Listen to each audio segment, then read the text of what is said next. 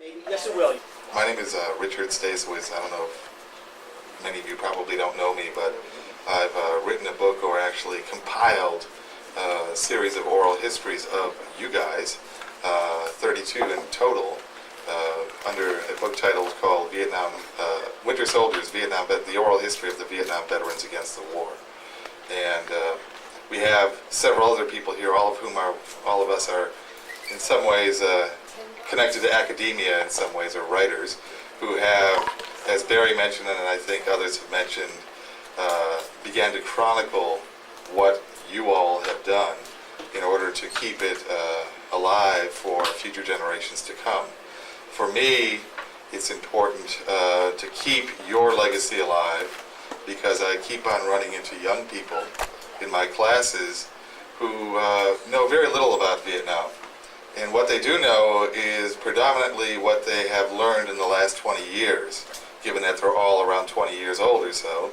And in the last 20 years, there's been a very strong revisionism in the history of the Vietnam War.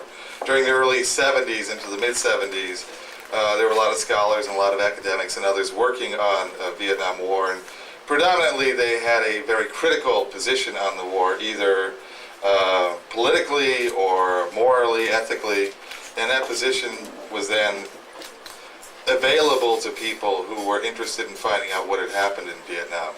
In the 80s, however, beginning with popular culture and the Reagan administration and then into academia, revisionism took place, in which it became the predominant view among many who were working on the war that the war was justified in one way or another, and that it had been essentially lost due to poor tactics on the part of the United States. And my first involvement with the VVAW came in 1991. At the start of the Persian Gulf War, I was in graduate school at the time, and I had gone to the anti-war rally in Chicago on the day after the bombing began, and I was standing with a group of friends talking about what was happening before the rally was beginning. And as I was standing there on the corner of Dearborn Street and Jackson in Chicago, I was noticing that not a young man anymore, but a man was crossing the street and coming our way. And as he was coming across the street, about halfway across, a number of Chicago police officers approached him very quickly, and it all happened within minutes, 2 or 3 minutes. He was down on the ground. They had their knees in his back, and they had arrested him, and they put handcuffs on him and threw him in a paddy wagon, and he was gone. And by the time anyone could react, it was over. And I was asking folks, do you know what happened? Who was that? And no one seemed to know at that moment, at least in the group that I was standing with. It wasn't until the next day that I was driving with my wife and listening to National Public Radio, on the local station mentioned that Barry Romo of the Vietnam Veterans Against the War had been arrested for assaulting a police officer. I essentially witnessed the whole thing, and I looked up Barry's phone number. I'd never heard of Barry before, but I looked up his phone number in the phone book, found it, called him that evening, and told that I would be, at least left a message. He wasn't home. Left him a message saying that I'd be more than willing to be a witness if he needed one. Barry then got out of jail, I guess, the next day, and called me back and said it was no problem, it would be fine, everything would be dropped, and he's not worried about it. But that led to a conversation between he and I about VVAW. While that was going on, I was also teaching a course at University of Illinois at Chicago, and I came into the class the next day after that event took place and asked students what they thought about the Persian Gulf War and what was happening. And 90%, 95% roughly of those who responded said that they thought the war was a good war, justified, and that they were happy that we were going to go and kick Saddam's ass and get out. And I asked them on, what basis they made these statements, and they were talking about the media, the news they had heard, and then one young man mentioned that he had thought that this would be good because it would take care of the problems that we had encountered in Vietnam, and that this would finally make Americans proud again. And so that whole attitude, I asked the class then what they knew about Vietnam, and very little. And it then convinced me, after talking to Barry, talking to the class, that I needed to go and research what had happened, and found that nobody had really in 1991 yet done a lot of work on VVAW, that there were a number of different places where VVAW members were mentioned in different books with major events like Dewey Canyon and other events, but nobody had really chronicled what this organization had done. And for me, that became the most important thing to do at that moment. And I was able to talk to Barry. Barry led me to Bill Branson and led me to meet John and Annie here in Milwaukee and other folks in Milwaukee, and then contacted folks in New York and California and Texas, and was able to travel around the country for the next 2 years, interviewing 32 of you, some of whom are here and others who are not here today, and put it together in a book, which I'll talk about a little bit later if you like. But otherwise, that's how my involvement has started with VVAW, and I've now been coming to different events and trying to help out and do what I can for the past 10 years. And I'm honored to be here and proud to be here. What you did is of utmost importance to remember, and what you continue to do is of utmost importance to remember and keep on doing. But I'm just one person who has worked on this. What's happened in the last 10 years is many more people have been engaged in the process of looking not only at veterans, but at what VVAW has done. And you've become the focus of academics, historians, journalists, and others, some of whom are here today. And so what we thought we would do is talk a little bit about what we've done individually in our work and how it ties into what you've done. And then we'll open it up to questions or comments, and we can talk, just have a discussion about what goes on. Let me briefly introduce then who's here, besides myself. And I don't know everyone very well, but some of these folks I've met. Andrew Martin is sitting here. Andrew he's an associate professor of history, or of English, actually, at the University of Wisconsin in Milwaukee. And he wrote a book called Receptions of War, which he could talk about briefly. And then to my right next to him is Jerry Lembcke, who wrote a book which has garnered a lot of attention and interest, called The Spitting Image, which deals about the issue of veterans returning back to the United States and being spat upon, and he can talk about what he has done. And John Prados, or Prados, who's written numerous books, The Hidden History of the Vietnam War, Valley of War, and a forthcoming book on Dien Bien Phu, Operation Vulture, which will be coming out soon. So he can talk about his research and what he's found and done. And finally, Joe Miller, who's at the University of Illinois in Champaign-Urbana, who teaches courses on Vietnam, counsels students, works with veterans, et cetera, and raises hell too. So let me start. We'll begin then with Andrew and just sort of let everyone talk about what they've done.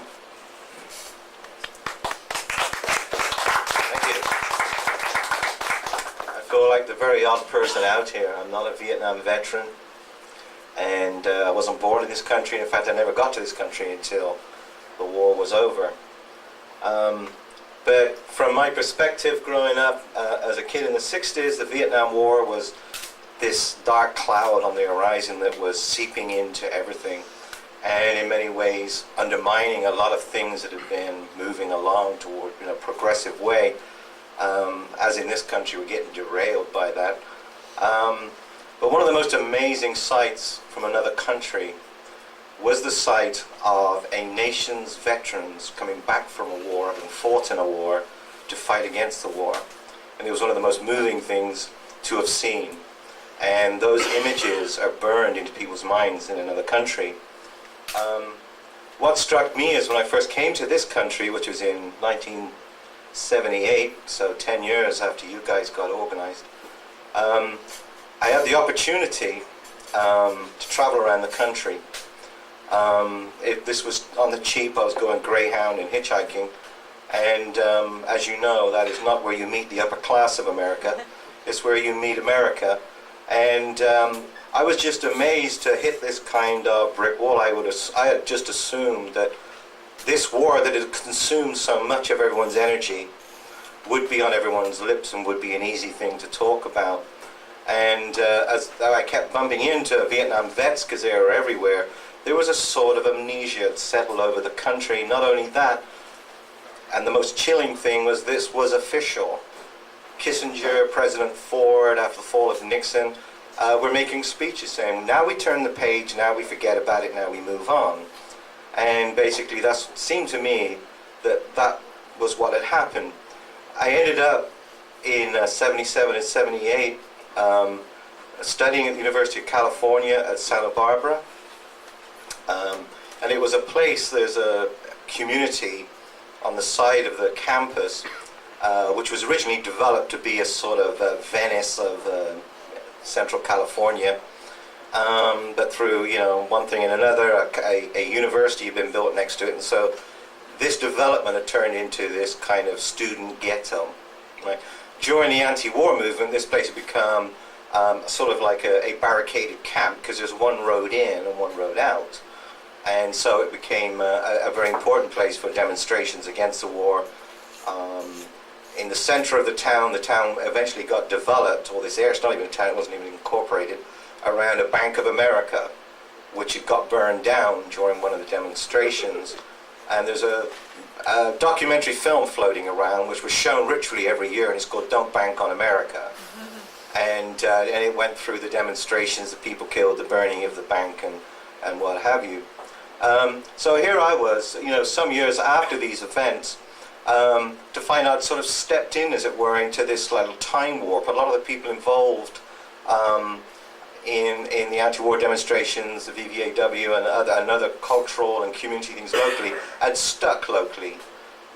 Universities do that sometimes. They allow people to hang around and do things when most other people are forced to go off and, you know, make a living somewhere. And so it was, for the first time in my travels around the States, I actually came across a lot of people who had been politicized and were willing to talk. But what surprised me is that you could find this under the radar, but on the surface there was this official sort of don't talk about it over dinner attitude. And so I started to, you know, think about it, and it was in that period which really started to get to me, was when there was a whole stream of popular cultural attempts to turn the war into something understandable, to turn it into a national story. In 78, you know, all the films Coming Home, Deer Hunter, Apocalypse Now, the great books, Dispatches, Rumors of War, were all trickling out in this late 70s period, and you were getting, it's as though where the government, the official sort of arms of the storytelling of a nation, didn't want to touch this thing, popular culture was slowly turning towards it, and it was a sort of an interesting time. So I was meeting all these vets from the war who were watching these movies with me and telling me what crap they were, and getting very upset with them too. Vietnam veterans are not the you know, they're the easiest people to go sit through Apocalypse Now or Deer Hunter with. And that, you know, there's fisticuffs, all kinds of problems, and a lot of drinking going on afterwards. But that was a whole period of when, you know, different arms of American culture were trying to come to terms with this war. And then comes the Reagan, in the early 80s, the Reagan attempts to turn the whole war into something else again. So it was that time I met my current wife when I was in California, and so this is why I'm still here. I came for 1 year and I've been here since 78. Where I started to think about it, and as I got deeper into academia, to try and figure out why no one could talk about this in any kind of complicated way. I mean, how does a nation come up with a story to explain itself? How does a nation, in its story, hide something like the VVAW? Why don't more people know about it? So I got very interested in the way that popular culture was handling the war, and the way that by the time we got to the early 80s, a sort of settled-on conservative story had emerged, which is what I think we're still wrestling with now. So that's what I try to talk about in my book. But as I say, I'm the odd one out here. I don't come from this country, and I'm not a veteran. But that's what I try to do in that book.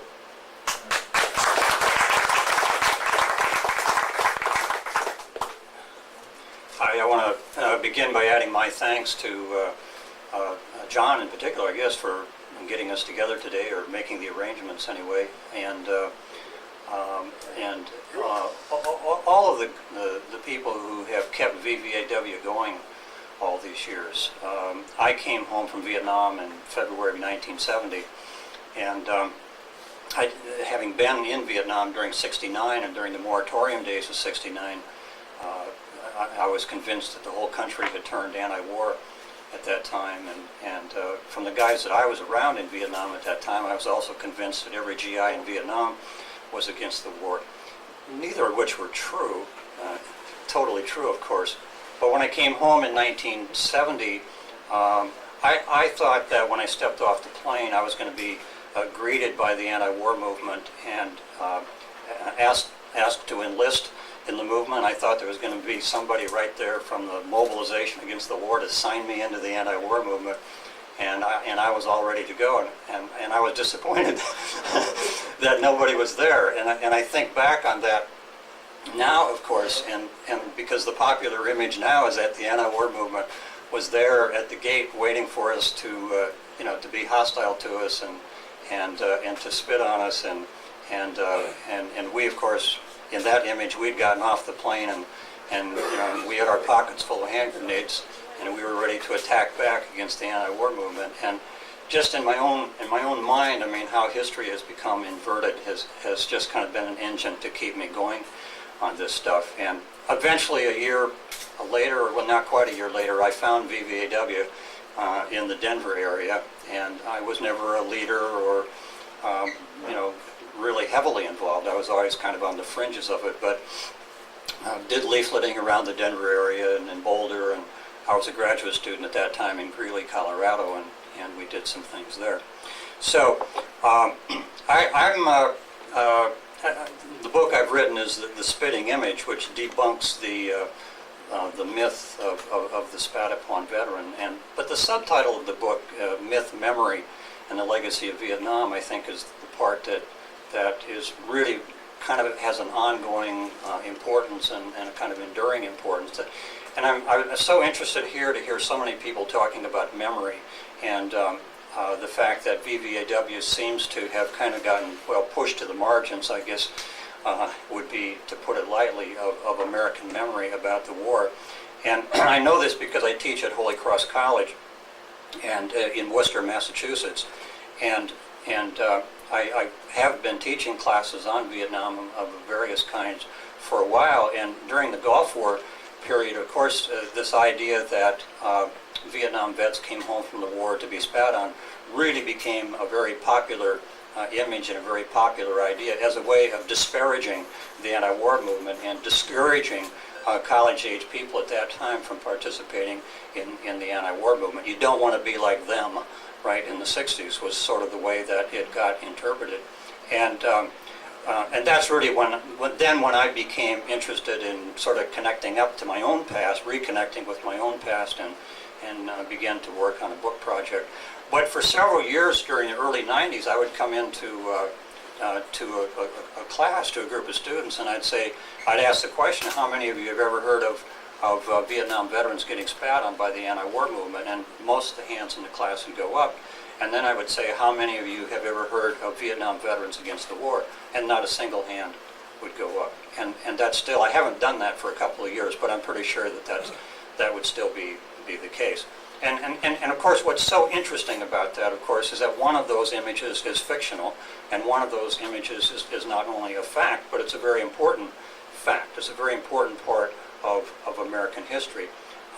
Which brings me to a point here that I think maybe we kind of know, but we need to keep in mind, which is that remembering and forgetting are very much linked. In good part, we forget things because we remember things in the place of that thing that we have forgotten. One image, one historical memory displaces another one, sort of pushes it off screen. That's the way memory works, or one of the important things to know about the way memory works.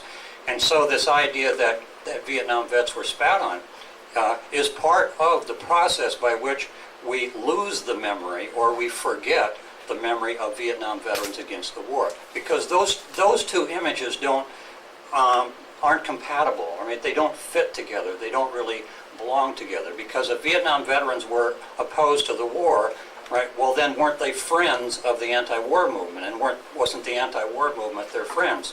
And of course the answer to that is yes, right? Well then why would anti-war activists have been spitting on Vietnam veterans, right? So, you know, it gets the mind all confused, and one of those images has to go, or has to be pushed to the margin.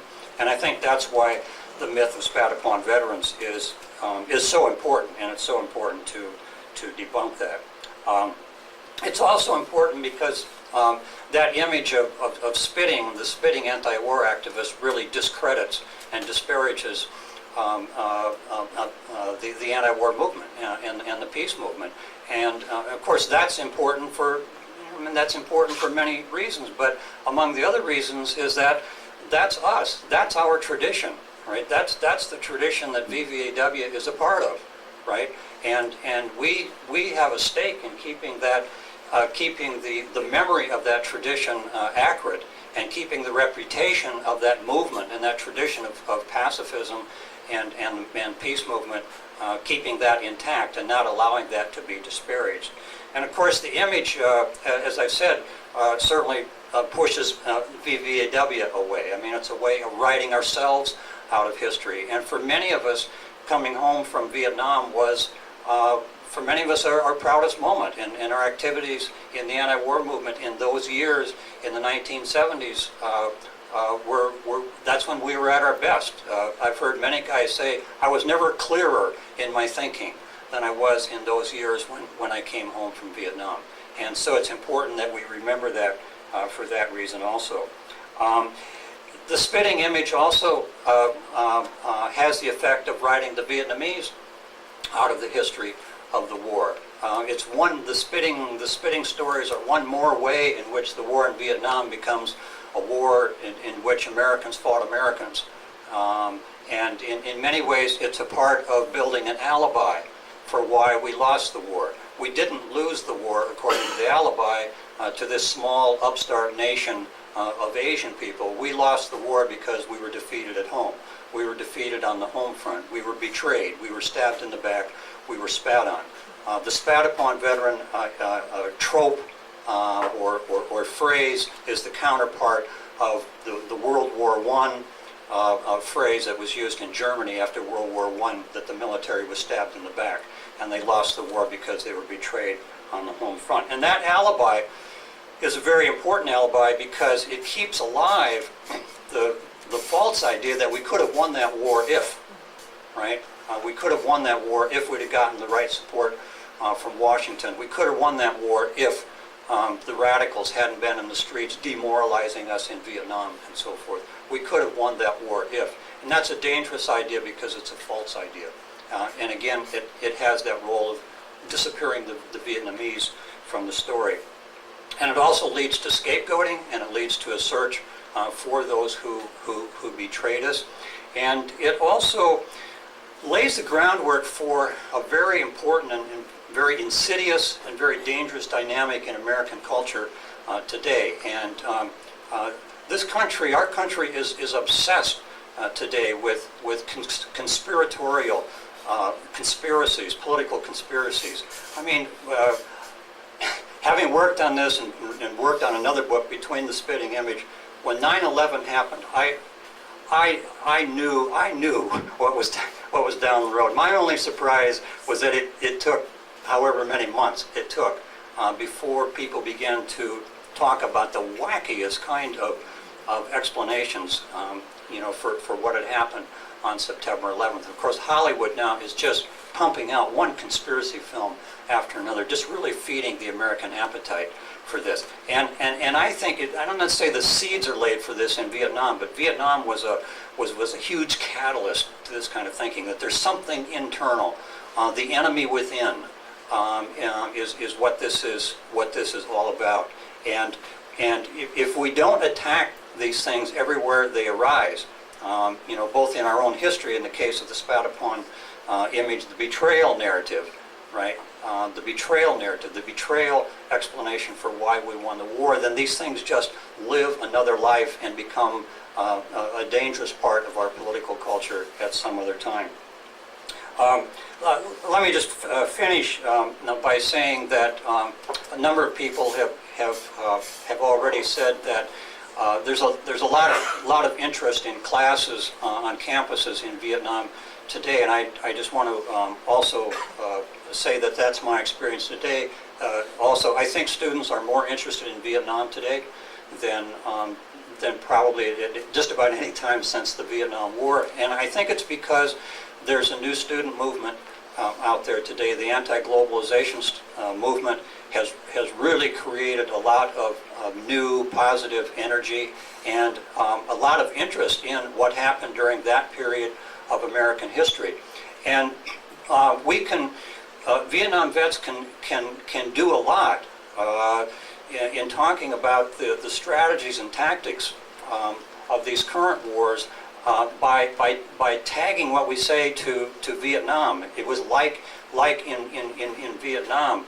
The use, for example, of indigenous people as mercenary forces, which in Afghanistan, I mean, when our government announced, the Northern Alliance, right, is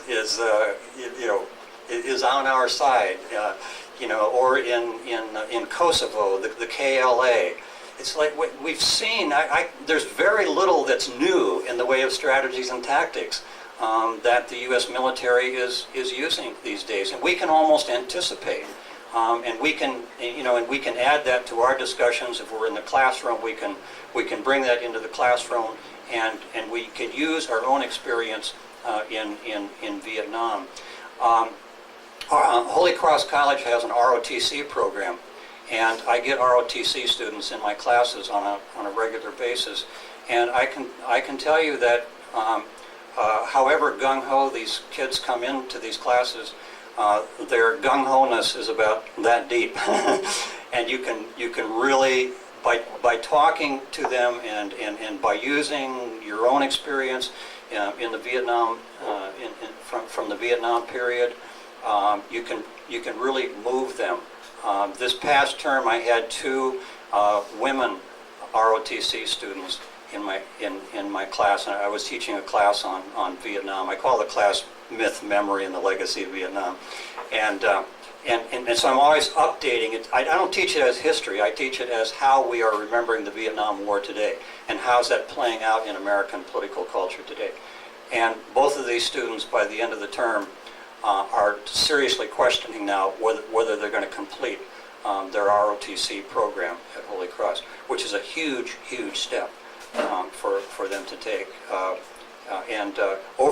During the 1990s, there were 2 other male students who did not complete. So we can get some, we can score some victories that way by drawing on our own experience and what we know. Thanks.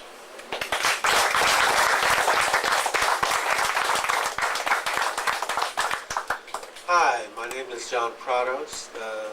Some of you may or may not know that I actually do most of the feature article writing that appears in Vietnam Veterans of America's journal, VVAW Veteran.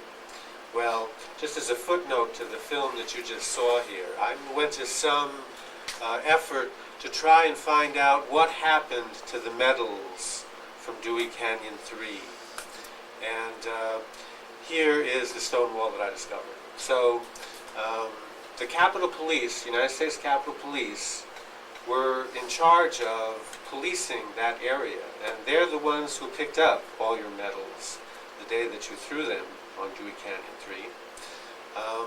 But they did not keep them, and they don't have jurisdiction over the grounds. When I went to the Capitol Police, actually, I had to go through several levels to find somebody who went back far enough to have been around for Dewey Canyon 3. I eventually found that person, but he told me that really I had to talk to the architect of the Capitol. So then I tracked down the architect of the Capitol of the United States, and they did not keep your medals. They think that they were just tossed away. Some later point I encountered a fellow who was a DC policeman at that time, And he says to me, he and his friends picked up some medals and took them away. And that's all he knows about what happened to the medals. So the medals disappeared into the great maw of something or other. And in common with some of the other speakers today, I want to reiterate the importance of making sure that that's not what happens to us or our organization as a whole. It's 30 years ago now, in the fall of '72 actually. Let me step back. I'm representative of something else, the Winter Soldier organization. It's 30 years now in the fall of '72. You guys are moving into a regional coordinator meeting, I think it was at Denver, and there was a big controversy in VVAW about whether non-veterans should be admitted for membership in the organization. And at that time, I'm actually coming out of the anti-war movement on campuses. I went to college at Columbia. I was first a draft counselor. I was involved in a number of the different anti-war activities at Columbia. We shut down that school in 1970. In 1972, there was a very controversial student uprising at Columbia, and we had grave difficulties then. But as part of the organizing for that, I ran into national offices of VVAW, which at that time were down on 26th Street near Fifth Avenue in New York. And believe it or not, my first work published in a real publication were articles that I wrote for the First Casualty, which was the new journal of VVAW that was starting up at that time. And so when VVAW went to Winter Soldier, I immediately jumped in on that, and I was at a number of the different activities that took place in late 1972 and 1973. I was so impressed, in fact, coming out of the anti-war movement, because that was the problem over there. It was that the amorphous nature of the anti-war movement and the very disparate interests of all the different groups meant that all those campus-based and political party-based and labor-based and all these different organizations that functioned in that anti-war environment all spun off in different directions, and when push came to shove and it was a matter of stopping the Vietnam War, these different interests that they had got in the way of doing what needed to be done. VVAW never had that problem, and my position in 1970 and 71 and 72 was that stopping the Vietnam War was the most important issue facing the United States at that time. So it was natural for me to gain this affinity with the VVAW organization when I had the opportunity to do that. And I'm proud to say that you guys did a great job, and I'm proud to honor your heroism, because I always thought you were heroic.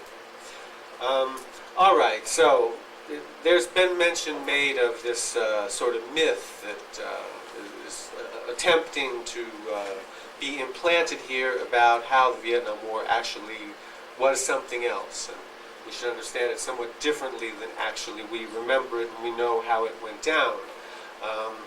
It was my position then, and continues to be my position today, that in fact our next job here is to make sure that that story goes down the right way and continues to be told the way it needs to be told. So I've dedicated a good deal of work since the Vietnam War ended to making sure that the revisionists, the ones who say the war could have been won, don't get away with this argument. And I've done various works, you may or may not have read them, pertaining to different aspects of this. I'm doing one now, actually, that's going to involve VVAW as a major vehicle. I'm going to try and do a sort of unified picture of the anti-war movement, the government policy, and the Vietnam War all wrapped up together with VVAW as the main vehicle, the cutting edge. And when I say cutting edge, I mean the cutting edge. In the anti-war movement, coming from where I was coming from, we didn't spit on veterans. I don't know anybody who ever spat on a veteran. Veterans were honored in the anti-war movement, and every time we could get a veteran to talk to us, that was an incredible thing.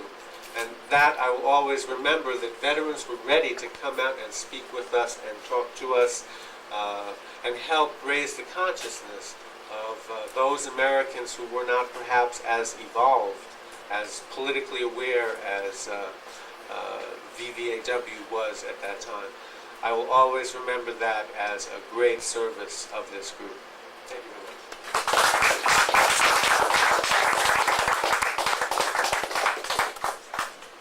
You get to hear from me again. Andrew said he was the odd man out on the panel. I'm the odd man out. I haven't written anything substantial about Vietnam.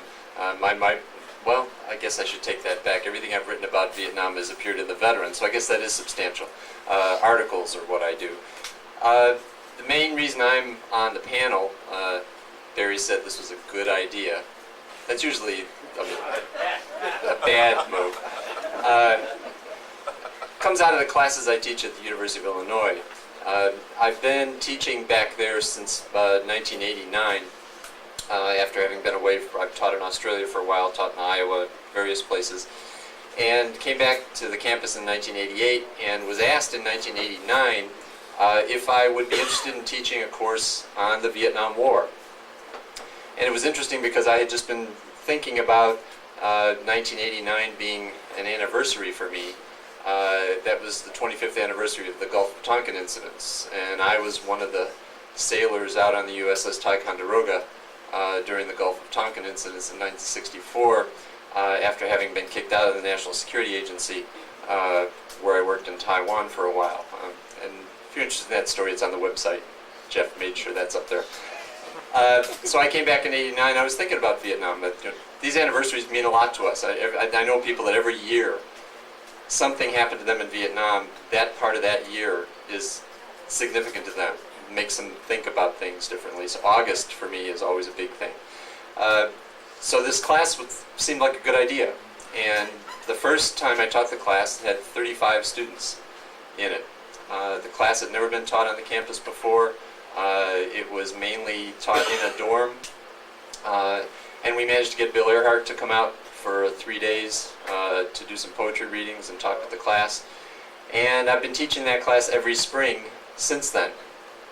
I call it my spring offensive. Coming out of that class about 6 years ago, the same dorm asked me if I'd be interested in teaching a course on film. I know shit about film. All I know about film is what all of us know about film, that, like Barry says, 50% of what got us to Vietnam was the movies that we grew up with. John Wayne and all the heroic stuff, and believing that we were always the guys in the white hats and all that kind of stuff. And I had never thought about that seriously. But then at this time, this was, again, about 6 years ago, there was a lot of these films that had been out there and people had been seeing, Full Metal Jacket, the things that I think Jerry mentioned, Apocalypse Now, things like that. And it was becoming clear that young people were seeing these films but not seeing these films. Or they were getting videos out and they were watching these films but not seeing what was actually in the films. And so I thought it was an interesting idea. And so ever since then, every fall, I've been teaching this class on Vietnam at the movies. And what we do is we start in 1957. It's basically a chronological treatment. 1957's China Gate. How many people in here have seen China Gate? Yeah, it's all about how the French in 1957, the French were still fighting against the communists in Vietnam, right? This is 3 years after the French got their asses kicked, and here we are making a movie in 1957 about how the French Foreign Legion was almost single-handedly going to win the war. And you had Westerners playing Asian parts. Angie Dickinson was a Eurasian. Lee Van Cleef was the Chinese, the evil Vietnamese Chinese. Couldn't tell the difference because he had these Chinese features. That kind of stuff. We go from 1957's China Gate through the Green Berets, through Coming Home, through Apocalypse Now. We take through the 70s. Recently, I've had a little concession to the Stallone crew because I kind of liked First Blood. the first Stallone movie, where he should have got killed at the end. You know, if anybody's read the book, Rambo gets killed in the end of the book, and that would have been the smart move for Stallone at that point, but didn't quite work out. But that movie I decided to throw in just for the Rambo freaks out there. But these kids never have seen that one. And we end with Heaven and Earth. So we go from Chinagate 1957 to Heaven and Earth 1993, where these kids have to deal with the changing nature of the images about Vietnam and the whole, you know, we end with a movie about a Vietnamese peasant woman, Buddhist, who's the main character, and having to contend with these religious and cultural differences. By the time they think about that and they think back to the 1957 film, they're completely confused. And I told them that's where you start thinking. You know, when you're confused about what you thought about these movies and what about the Vietnam War was about, then you're up with us, and it's time for you to rethink what you thought you knew about the war. So it's been a great experience for me. And this class, I should mention, this class is only available to freshman students. So all of the kids that come into this class, and there's 22 students that take this class at any given time, are all first-year students. And year after year, they're the same kind of people. The kind of people I mentioned earlier. People who've had relatives who served in Vietnam but never talk about it. Or who have these favorite movies that they always want to watch about Vietnam, and they think they know these movies forwards and backwards. By the time they get to the movie in this class, they're not sure what they think about it anymore. And so that's another part of the role that those of us up here play in terms of our, whether it's writing or teaching or just speaking to students, keeping the connection with young people, and helping them learn about the war the way we learned about it, without the pain that a lot of our friends had to go through to learn about it. So that's all I have to say on that. I got to finish with one thing, because I'm thinking about this ever since we got kicked out of the hotel this afternoon. John, you got to take that Milwaukee County Commissioner's plaque, make a copy of it, and we should nail it on the door of the Ramada.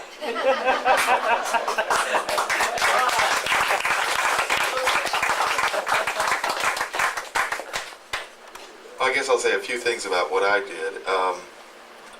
My purpose was similar to what everyone else here was talking about, and that is to challenge this mythology about the anti-war movement as being negative and the war as being positive, and we would have won if only. And the best way to do that was to work on VVAW once I had met Barry and began to meet others.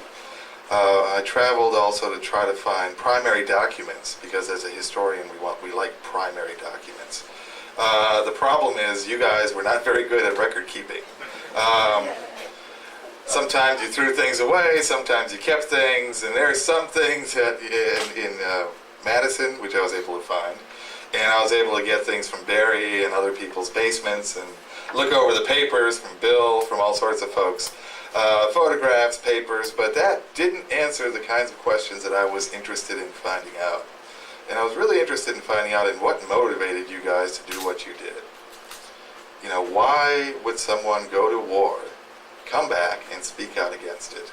And for me, that was critical, because in teaching, I find that students react best and are most interested in personal accounts of events.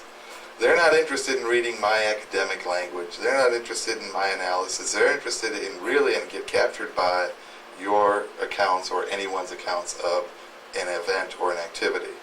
So it was based on that and the lack of primary sources that I decided the only way to answer the questions I was interested in would be to go around and talk to you guys. And that's what I did. And what I found was that all of you, and you're all aware of this I'm sure, grew up in a time when conservatism reigned. There was no ability to really speak an alternative voice in the United States during the height of the Cold War. And as was just said, you were all motivated by these World War II movies, World War II heroism, etc., and felt it was a duty to go. Everybody I spoke to essentially said the same kind of thing, that this was what it was like growing up in the 50s and early 60s, and it was a duty to go off to war. And it reminds me of growing up today, of watching young people today grow up at a time when an alternative view is not yet silenced completely, but doesn't get the play that it could get. And that was one of the reasons that I wanted to do this, was to let people people know what it was like in the past so they can examine their own lives today and look at how the similarities overlap. So after going through the early years before the war, I try to cover the experiences in the war and what motivated most of you or all of you here to speak out against the war. And there it was very personal differences, but it was usually a step-by-step process. I interviewed John Niffen and Terry Dubose. I don't know if you're familiar with the Texas trio that I interviewed, but there were two of the three in Texas who talked about this as a process, that you began to question things in Vietnam slowly, but didn't have yet the analytical skills or background to do anything about it, except, as mentioned in the video, to begin to question orders at that moment, to try to walk out the 100 meters or 50 meters instead of 200 and not encounter the enemy. And that the resistance began in Vietnam and didn't coalesce until people returned back here into the United States. And what was important for me here is that this was a real act of heroism, because it would have been a lot easier for all of you who had actually survived the war to have simply gone on to do something else, to go on with your lives and forget about, or try to forget about what had happened, which many people have done. But the heroic part here is that you all took it upon yourselves and found that it was vitally important to speak out against the war, to do something about it, and to join with other brothers and sisters in this struggle. And so that is then what I try to chronicle in the last part, the last half of the book, is actually what happened to the organization. And although you may have all agreed on the war being wrong and needing to be stopped, there wasn't always agreement on why that was the case. And I think that was one of the issues that becomes embroiled in things in Denver in 1972 and other meetings, that there wasn't 100% agreement. Some people believed that the war was genocidal and felt for the Vietnamese. Others really felt that it was bad for the Americans. And there wasn't necessarily agreement there. But what was important is that you were able to hold these meetings democratically and work this process out. On top of that, I found, going through FBI files in Washington and through personal FBI files with several of you, that there was a real effort to destroy you. And that on top of the various disagreements really led to serious problems within VVAW, I think by 73 and 74 and the war winding down. But despite all of those problems, you're here.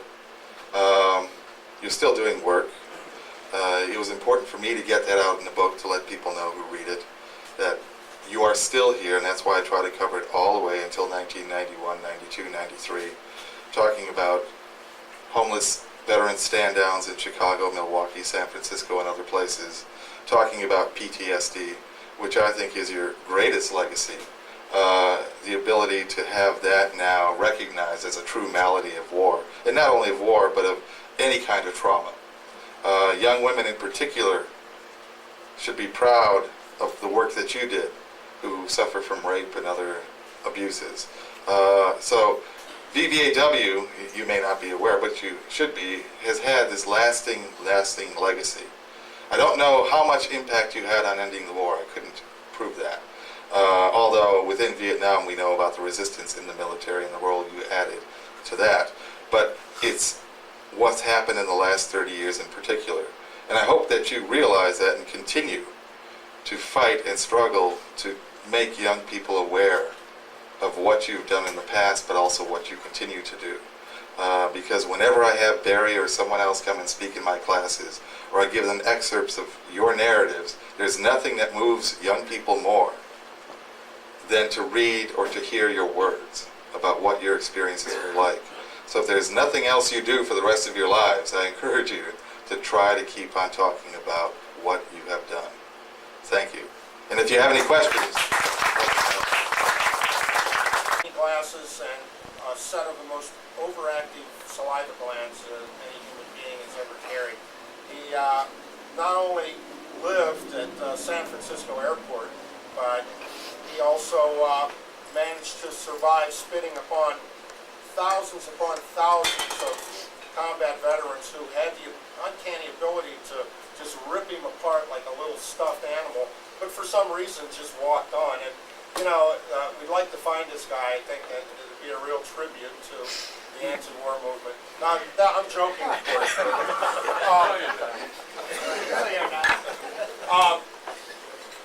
The interesting thing about the spat-upon veterans, a number of which we have had to work with in various coalitions for veterans and parades and other nonsense that go like clowns and parades and shit like that,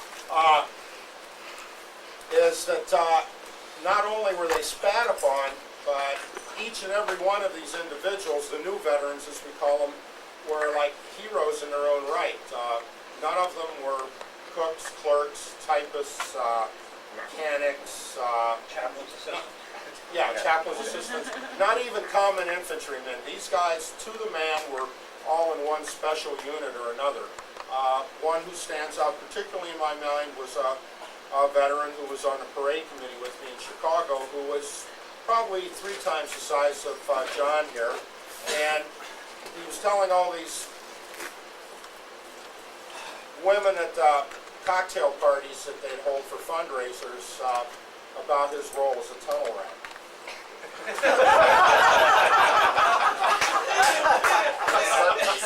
This guy had like this guy had some great duck hunter fatigues and this red beret that I don't know where the hell he got it, but after I'd had a few drinks, I just couldn't take it anymore. So once he started spinning his tunnel rat story again, I went over and interrupted and said, "Which tunnel was that, the Lincoln or the Holland tunnel?" And he sort of dropped away from the committee after that and everything, but he was your prototypical spat-upon vet. You know, you'd ask him, "Well, after this guy spit on you, what did you do to him?" "Well, what do you mean?" I said, "Hey, look, I was opposed to the war, but somebody spits on me in the airport. I'm not going to stop and ask why he did it, you know, or what his philosophy is or anything. And I wouldn't even know if he was anti-war or not. Some idiot spit on me in the airport, you know." He said, "Well, it's when I got off the plane from Vietnam." I said, "You didn't get off the plane from Vietnam in the airport there. You know, you had to get off. You had to get off at Travis, or you had to get off at McGuire. You had to get off somewhere else. You just didn't get off a plane there." He goes, "Well, it didn't actually happen to me. It happened to a friend of mine, or a friend of mine's cousin, or somebody's uncle told me about it." And it falls, you know, it's almost as good as, you know, that you hear about the kids who were out, you know, on the overlook, and they heard scratching while they were making out. When they drove away, there was a hook hanging in the door. It's fallen into that morbid category of great American mythology. I guess the computer, they have another term for it now, in computer language and everything, but I always enjoy when somebody talks about they or someone they know was spat upon when they got off the plane in San Francisco. And it gives me a perfect opportunity, even without a few drinks in me, to launch into a sort of an entertaining sort of, well, they're not entertained, but I am, you know.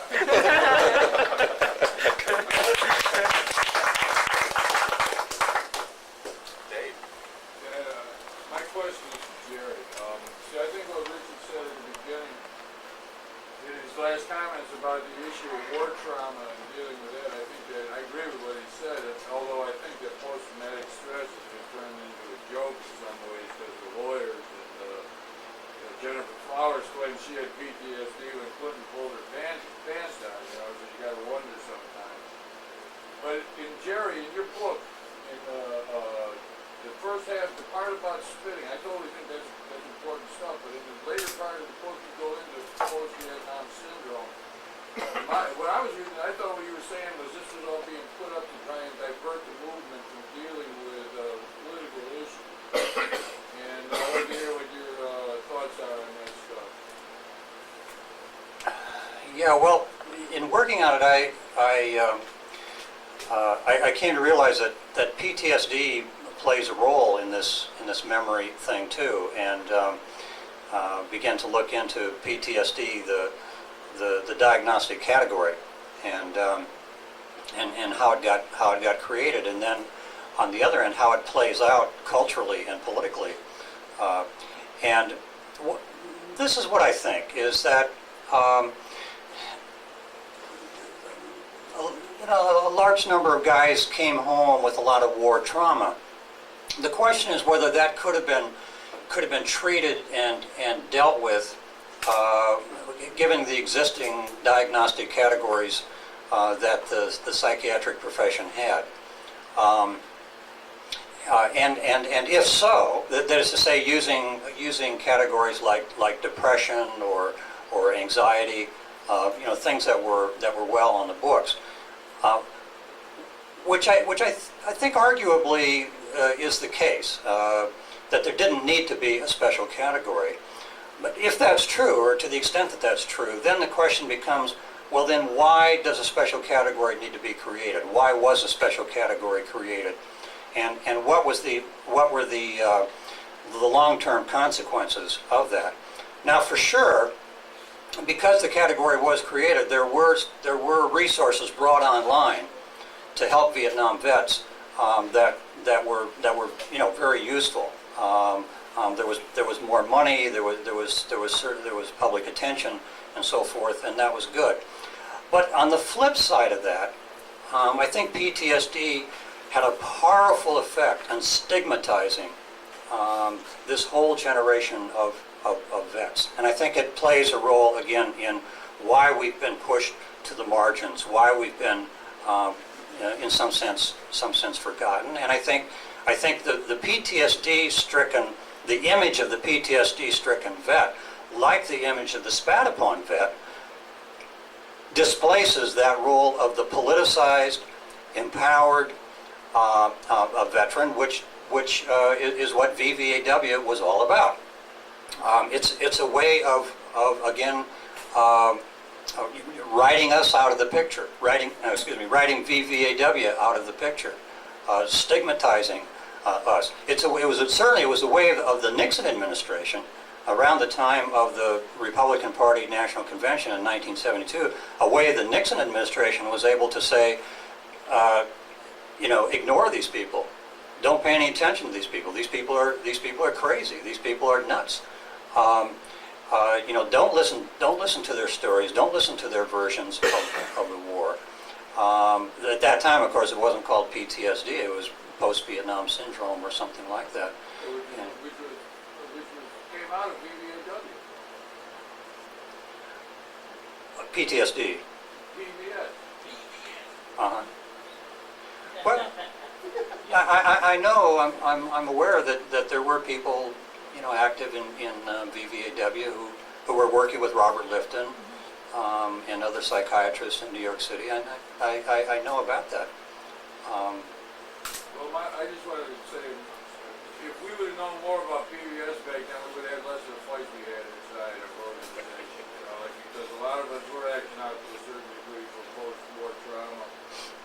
And I think that it's mistaken to sort of write it off as a conspiracy or like some of the things you said. I disagree with it. I'm just saying, because I think that one of the lasting things we did was put back on the agenda that trauma causes emotional problems, and that, and like what Richard said, I think what Richard said something real quick.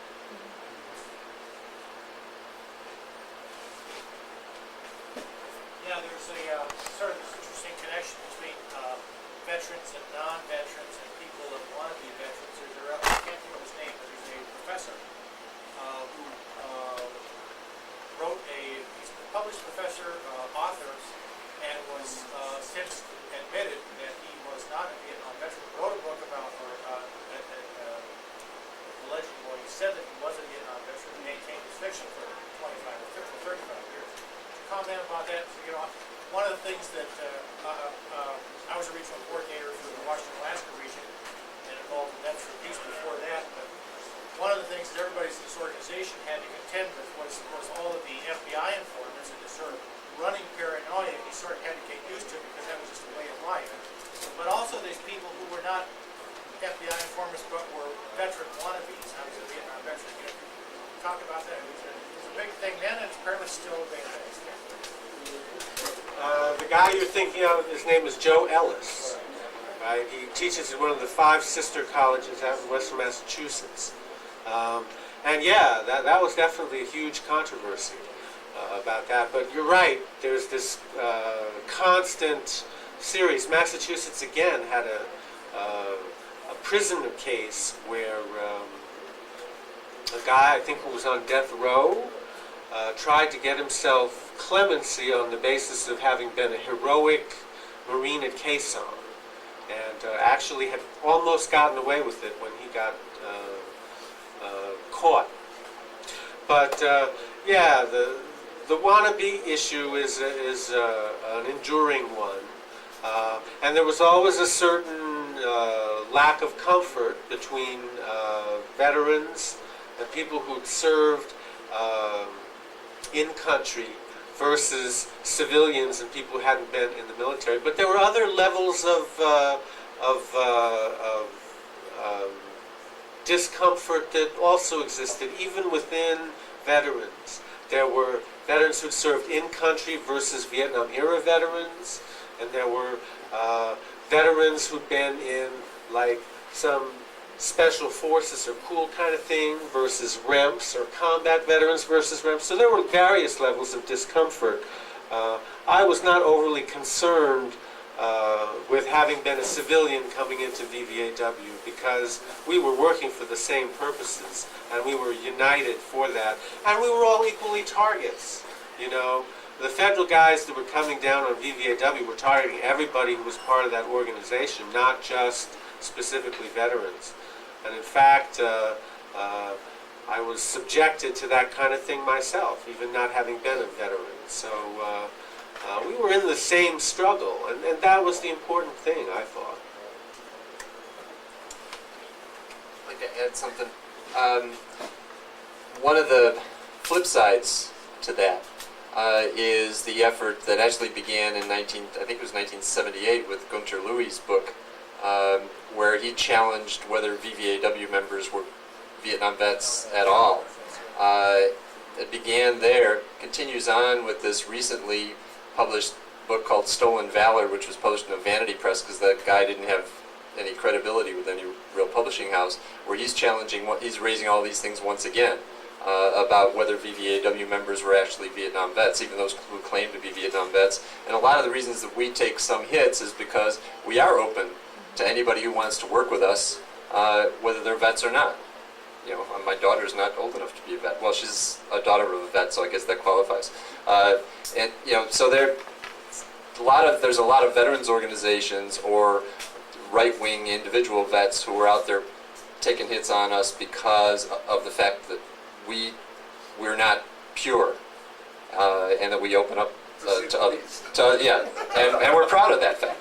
And the fact that we open up. So you've got Gunter Louis, and then you've got this, was it Burkett? Burkett, who did the recent job on Stolen Valor. You got a story? All right, tell a Burkett story. Okay, here's a Burkett story. This is an illustration of how somebody who wants to get you can do everything in their power to get you. It doesn't matter what the facts of the situation are.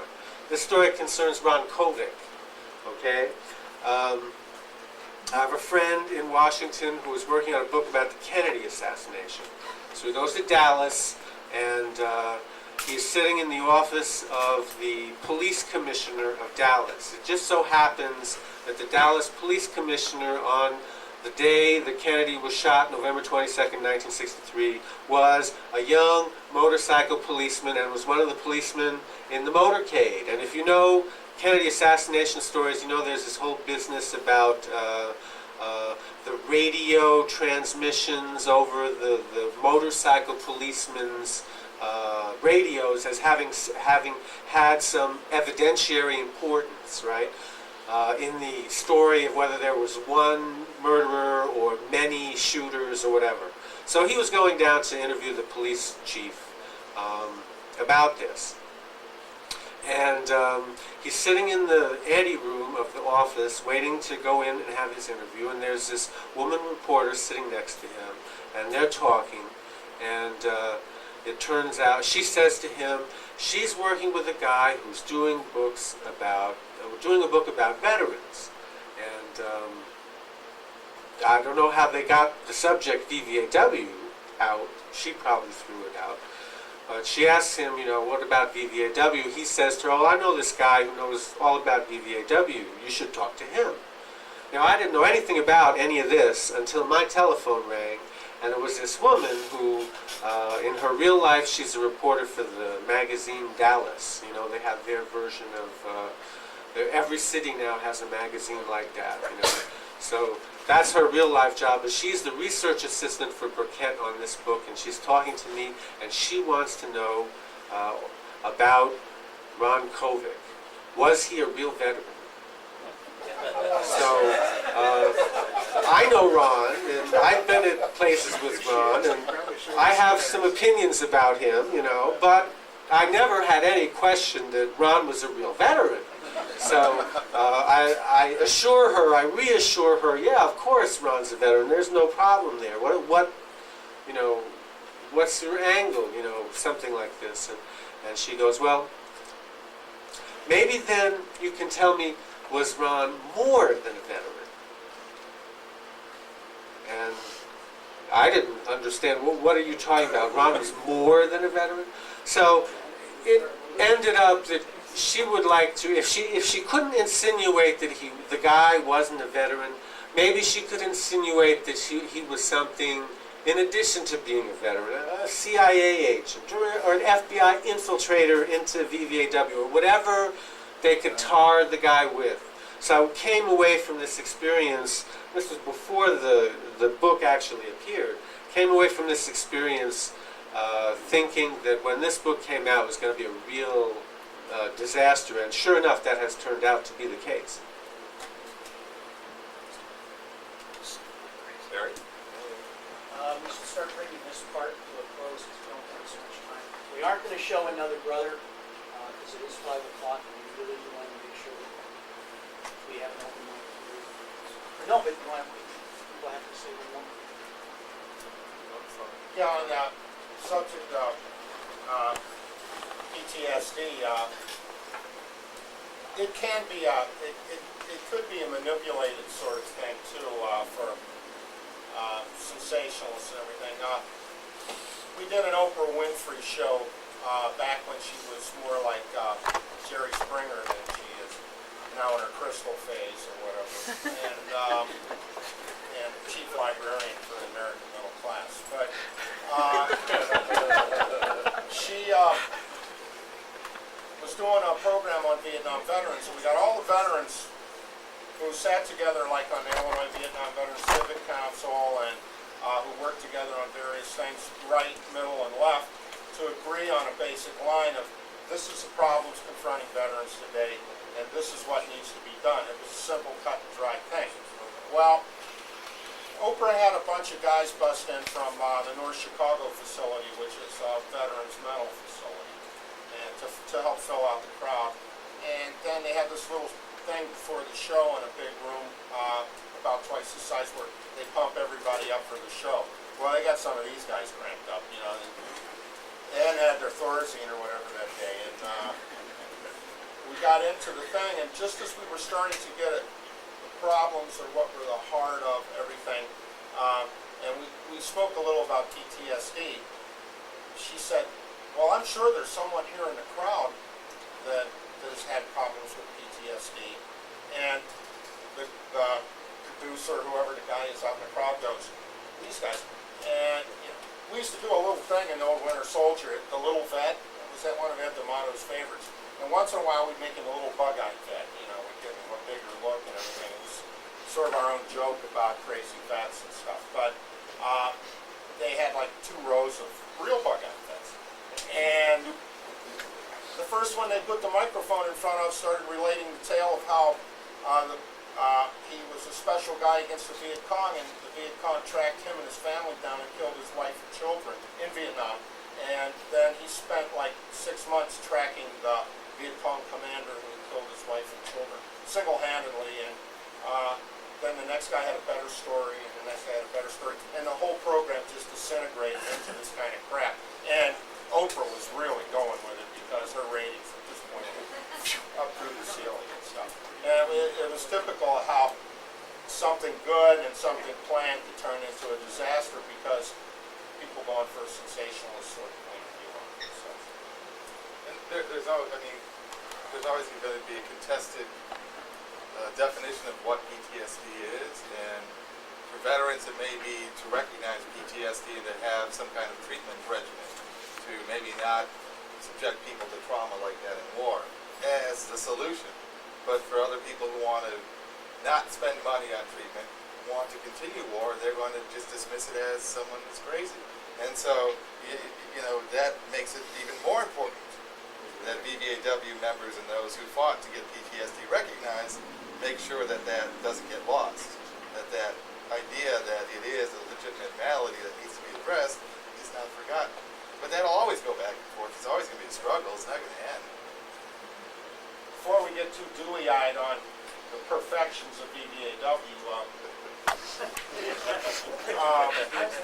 in the Columbus chapter, when I was still on active duty in the Air Force, and I joined VVAW in Columbus, Ohio. I was at Lockport, or now Rickenbacker Air Force Base. I was a little hesitant at first. The Vets for Peace were all older guys, and they were nice enough, but I was angry and crazy, and wanted to like tear the world apart. So VVAW, the few people I met seemed to be better, you know, more like me. And the officers, the organization were all former officers. And their subordinates were all former, like, heavy-duty NCO guys. And yeah, and we had for any public event, we had a order of parade. And first it was the officers and the NCOs up front, then the combat veterans, then the Vietnam veterans who were not necessarily combat veterans, and then veterans who were Vietnam era, and then other veterans, and finally active duty GIs were brought up the rear and stuff. And I thought it was one of the strangest things in the world. So as soon as those guys were willing to step down, we took over the organization. That's it.